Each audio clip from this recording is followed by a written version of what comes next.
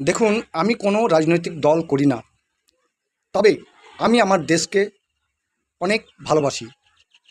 কিন্তু এই যে অপারেশন সিন্দুর নিয়ে যেভাবে কিছু কিছু রাজনৈতিক দল সরকারের কাছে তথ্য চাইছে, যে অপারেশন সিন্দুর সম্বন্ধে তথ্য চাইছে, তাদের পরিপ্রেক্ষিতে আমি বলতে চাই যে আপনারা সবের আগে ভারত সরকারকে একটা তথ্য দিন।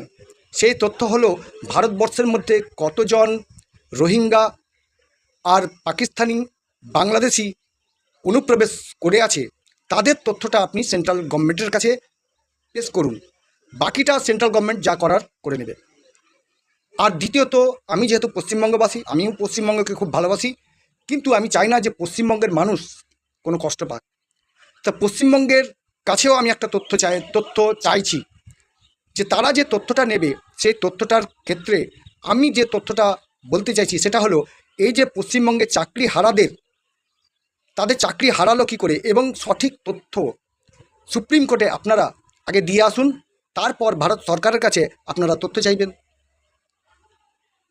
আপনারা আরও তথ্য চাইছেন, যে তথ্য আপনাদেরকে যদি পেতেই হয় তাহলে এক কাজ করুন, আর আপনারা সকলে মিলে, যত বিরোধী রাজনৈতিক দল আছে বা তারা অপারেশন সিন্দুরের বিরোধী তথ্য চাইছে, তারা একবার এক কাজ করুন, পাকিস্তানটাকে পুরোটা ভ্রমণ করে আসুন, তারপর দেখুন যে তথ্য পাওয়া যায় কি না।